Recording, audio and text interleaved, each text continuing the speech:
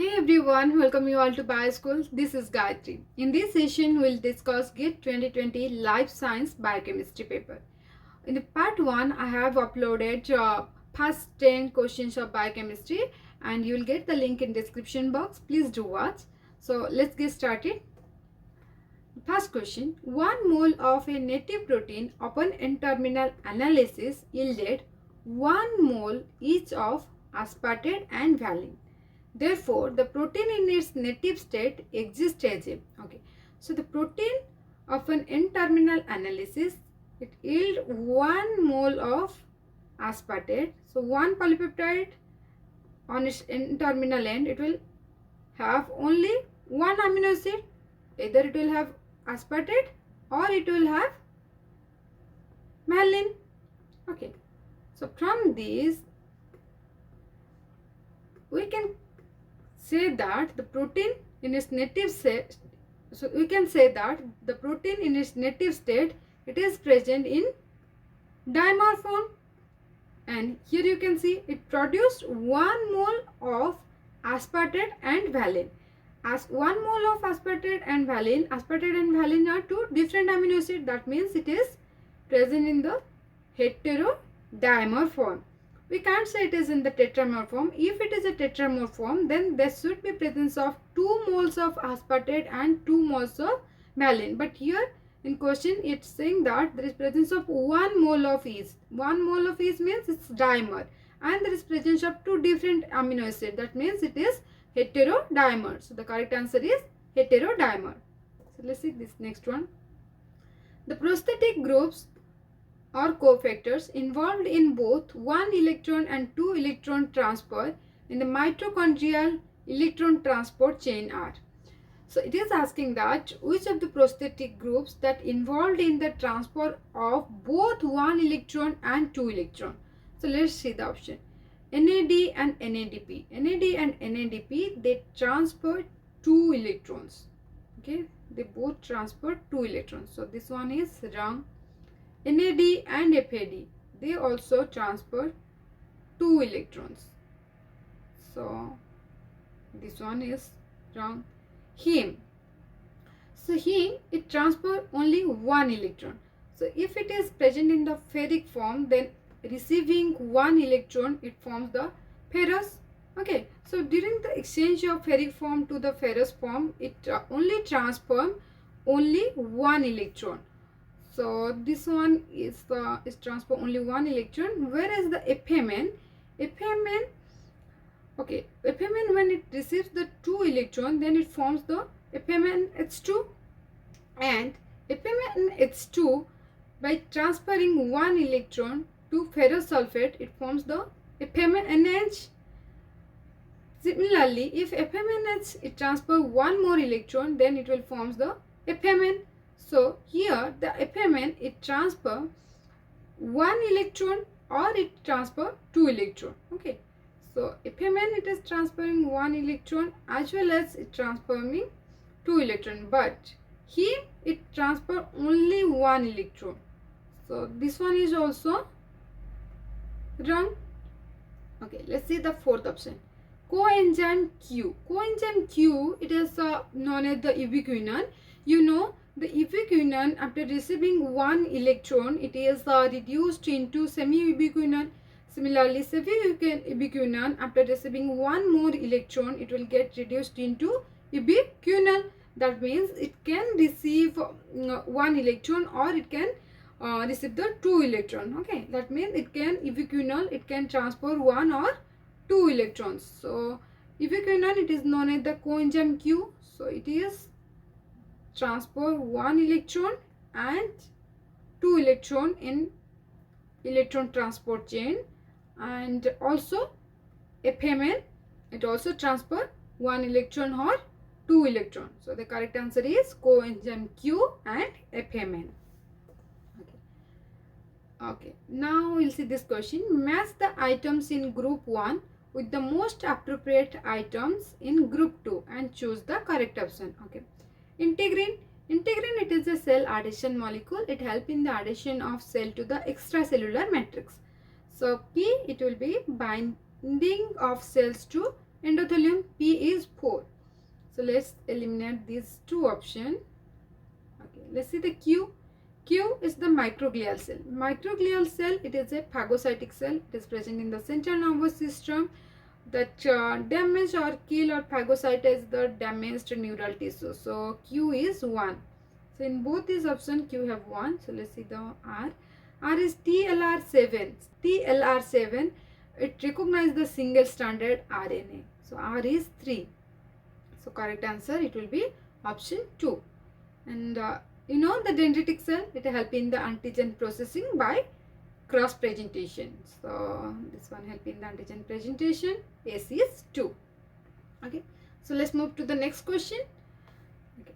The correct combination of glycosidic linkage present in glycogenase. So this is a very simple and straightforward question. So in glycogen, which type of glycosidic linkage is present? It is a alpha 1,4, and in branching chain that is alpha 1,6. So here you can see there is a presence of alpha 1,4 linkage, and in branching chain there is presence of alpha 1,6 linkage. So correct answer, it will be option 1. Okay. So let's see the next question. Okay, this question. Polypeptides are biosynthesized on ribosomes using an mRNA template. Okay, you know, it is a mRNA template, ribosomes are present, and polypeptides, they are synthesized. So polypeptides are synthesized in which direction? They are synthesized in N to C terminal. Okay, or chemically synthesized. Polypeptides are chemically synthesized by the Merrifield solid phase method. The correct direction of peptide synthesis are, so if the polypeptides are synthesized on ribosome by using mRNA as template, then their direction is N terminal to C terminal. If they are chemically synthesized by using Merrifield solid phase, then what will happen? Then what will be its direction? So in Merrifield solid phase, the C terminal end, it is blocked by a solid. So if the C terminal end is blocked, then the amino acid, it has open amino group, and in the next amino acid it will have the carboxyl group. Then that carboxyl group, it will combine with this amino group. Then this amino acid, it will left another amino group. Similarly, the peptide bonds, it will be formed, and it is in which direction? It will be in direction from C to N. Okay. So the peptide direction is C to N direction on ribosomes? No. N to C direction on ribosomes and C to N direction on solid phase? Yes, this one is correct. N to C direction in both the cases? No. C to N direction in both the cases? No. So the correct answer is option 2. So let's see the next one. A solution absorbs 20% of incident light in a cuvette of path length 1 cm. The amount of light transmitted by same solution in a cuvette of 3 cm path length is dash percentage. Okay. A solution absorbs 20% of incident light. That means how much percentage of light is transmitted? That is 80%. Okay. A solution absorbs 20% of light. That means it transmitted 80%. And what is the path length? Path length is 1 cm. Okay. Then the amount of light transmitted by the same solution of cuvette of 3 cm path length. So it is asking about the transmission rate of the same solution, but here the path length, it is increased to 3 cm. Okay. So first we have to calculate the transmission rate. So you know what is the formula of transmission? Transmission is I divided by I0. I0 is the incident light and I is the transmitted light. So let's consider this one is the cuvette and it has the length, path length is 1 cm. Okay, path length is 1 cm. And the amount of incident light is I0 and transmitted light, it is represented by I. So in the first case, how much of light is, how much percentage of light is transmitted? It is about 80%. So we can say that if incident light is 10, then transmitted light is 8. Okay. So now we'll calculate the absorbance. So how can we calculate the absorbance? You know the relation between absorbance and transmittance is logarithm of inverse transmittant lights. So A equal to log 1 divided by T, and we have calculated T is I divided by I0, but here it is the inverse of T, so we can write it as I0 divided by I. Okay, so A equal to log 10 minus log 8. Okay, because it is transmitting 80% of light, so we consider that amount of incident light or I0 is 10 and transmitted light is 8. So log 10 minus log 8. Okay, so what is the value of log 10? Log 10 value is 1 and value of log 8 is 0.9. In your examination you will get a scientific calculator, so no need to worry about the log value, you can calculate over there. So A equal to 1 minus 0.9, so what is the value of absorbance? A equal to 0.1, and you know that absorbance it is depends on ECL, where E is the molecular excitation constant and C is the concentration and L is the path length. Here E and C are remain constant, only path length is changed from 1 to 3 cm. Okay, 1 to 3 cm. If it is the directly proportional, we can say that absorbance is directly proportional to path length.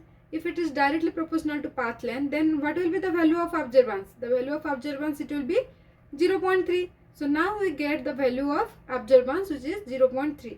If we get the value of absorbance, then we can calculate the transmission rate. Okay, so how can we calculate? By putting the value A equal to log 1 by T. So A is 0.3 and log 1 by T. We can take it as the log value as the anti-log 0.3 equal to 1 by 8. Okay, so then what is the value of anti-log 0.3? It is 2. So 2 equal to 1 by T, then T is half, but it is asking in percentage. It is half, that means it is 50%. So answer it will be 50%. Okay, if you still have any doubt, then please comment down below. Okay, then this question, the second pKa of phosphoric acid is 6.8. We all know that phosphoric acid has 3 pK. Here it is given second pKa, which is 6.8. The ratio of sodium monohydrogen phosphate and sodium dihydrogen phosphate required to obtain a buffer of pH 7 is. Okay, so it is asking about what the ratio of base and acid is required to obtain a buffer of pH 7. Okay, so if we are calculating that, then we need a pK value that is close to our pH. So second pK value 6.8, it is here. So this it will be calculated by equation that is known as the Henderson-Hasselbalch equation. So this it will be calculated by putting equation that is Henderson-Hasselbalch equation. So what is the equation? Equation is pH equal to pKa plus log base divided by acid. So here the base is monohydrogen, this one is the base, and the dihydrogen it is the acid. Okay, so we can write it like this: pH equal to pKa plus log Na2HPO4 divided by NaH2PO4, right? Then put the value of pH, it is given is 7. Okay, then pKa value is 6.8, then log base by acid. So we can write it is like this: the log base by acid equal to 7.0 minus 6.8, which will be 0.2. Okay, so if we take the antilog, then antilog of 0.2 equal to base by acid. Here it is asking the ratio of the base to the acid. So antilog of 0.2 it is 1.584. Okay, so the ratio of base to acid is 1.584, but here it is saying that rounded off to 2 decimal places, so we can write it as 1.58. This one is also very simple question. Okay, let's see the next one. So this one, A PCR in a 100 microliter reaction volume containing two primers at a concentration of 0.2 micromolar each. Okay, a PCR in a 100 microliter reaction volume contains the two primers and each of the primer are 2 micromolar each, and it is giving that is used to amplify 250 base pair DNA fragment. Okay, and consider the average molecular weight of one base pair is 660 Dalton. If the primers are fully consumed by the end of reaction, the amount of final PCR product formed is dash mu g. Okay, so let's calculate, or the microgram. Okay, so let's calculate. So first thing that in a reaction volume it is 100 microliter, where the primer it is present 0.2 micromolar per liter. Okay, it is the micromolar per liter. So if we calculate the 0.2 micromole per liter, if we convert it into the microliter, then how much micromoles per microliter? It will be 0.2 multiplied by 10 to the power minus 5. Okay, here we are only converting the liter to microliter. We are converting liter to microliter. So we can multiply it by 10 to the power minus 5. Okay, so this one is the microliter. Okay, micromoles per 100 microliter. So now we will calculate the moles. So 1 micromole is how much mole? We can multiply it by 10 to the power minus 6. So now it will be 0.2 multiplied by 10 to the power minus 5 multiplied by 10 to the power minus 6 mole. So we can say that it is 0.2 into 10 to the power minus 11 moles of primer. Okay, present in the 100 microliter reaction volume. Okay. So if we calculate the number of the primers, then that will be equal to number of template DNA, as all the primers are used. Okay, now we'll calculate 0.2 into 10 to the power minus 11 moles of primer. We can convert it into molecules. So 1 mole, it is how much molecule? It is 6.023 multiplied by 10 to the power 23. So if we want to convert this mole into the molecules, then we can multiply it with 6.023 into 10 to the power 23.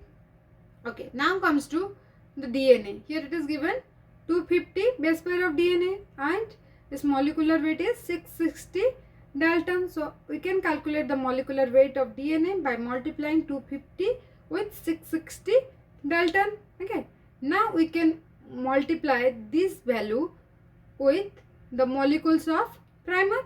Okay, let's multiply all these things. So after multiplying, you will get this one, but that value it will be in Dalton, but here it is asking in mu g. So in the microgram, so 1 Dalton it is equal to 1.66 into 10 to power minus 18. Okay, 10 to power minus 18 microgram. Okay, so 0.2 into 10 to the power minus 11 multiplied by, for molecule we multiplied it by 6.023 into 10 to the power 23. Then this is the molecular weight of DNA, which is in the Dalton. We convert it into microgram. So we have to multiply 1.66 into 10 to the power minus 18. So what will then after multiplication we will get the answer. Okay. So this is very simple question. An enzyme obeying Michaelis-Menten kinetic shows a reaction velocity V of 10 micromole per minute when substrate concentration equals to its Km. The maximal velocity Vmax of this enzyme is dash micromole per minute, correct to integer number, and Km is Michaelis-Menten's constant, we know. So in Michaelis-Menten's kinetics, V it is given, that is the 10 micromole per minute, and it is saying that thread concentration is equal to Michael-Menton's constant, that is Km. So if S is equal to Km, then V equal to half of Vmax. Okay, we know if Km equal to substrate, then V0 it is equal to half of Vmax. So now put the value. V0 it is given 10 micromole per minute equal to half Vmax. Then it is asking about the Vmax. The Vmax it will be 2, it will be multiplied with the 10, so it will be 20 micromole per minute. So it will be 20 micromole per minute. Okay, so let's see the next one. Okay, so this one is the last question. The enzyme glucose isomerase catalyze the interconversion of glucose and fructose is shown. Okay, the del G0 prime for this reaction is 0. Okay, 0 kilocalorie per mole. After adding glucose isomerase to a 0.12 m glucose molar glucose solution and allowing the reaction to attain equilibrium, the final concentration of fructose in the reaction mixture will be dash millimolar. Remember, here it is given in molar form, but it is asking in millimolar form. So you have to convert the unit. Okay. So you know what is the formula for the del G0 prime? Del G0 prime, it is the standard Gibbs free energy change equal to minus 2.303 RT log K. Okay. So log K, in place of log K, we can put the product by substrate. That is, product here is the fructose and the substrate is glucose. Okay, so we can write it like this, and it is given that del G0 prime it is 0. So del G0 prime equal to 0. So by putting the value 0 and you know minus 2.303, R is the gas constant and its value is 1.98, and T is the temperature. So consider the temperature, it is 25 degrees centigrade. So 25 degrees centigrade is equal to 298 Kelvin. By putting this value, we will get it as minus 1.363 kilocalorie. Okay, this value it will be minus 1.36 kilocalorie, and it is given the fructose and divided by glucose, but it is equilibrium constant, so we have to make this fructose and the glucose to 0. So log of 1 is 0. Okay, log of 1 is 0. So now the K equilibrium is equal to 1. If the equilibrium it is equal to 1, then concentration of product is equal to the concentration of substrate. Okay, it's simple that product concentration is equal to concentration of substrate. But the product concentration initially it was 0.12 molar and substrate concentration is 0, but it's K equilibrium equal to 1. So product is now equal to substrate. It is asking that the substrate in millimolar form. So let's convert the product into millimolar. So 0.12 molar, it will be 120 millimolar. If it is 120 millimolar, then the product it will be of 60 millimolar and substrate is also of 60 millimolar. Okay, so the correct answer it will be 60 millimolar. Okay. Thank you so much for watching this video. If you still have any doubt at any point, then please comment down below. I'll try to reply you. For more such updates and for more informative videos, please consider subscribing my channel. Stay connected, stay happy and stay healthy. Bye bye.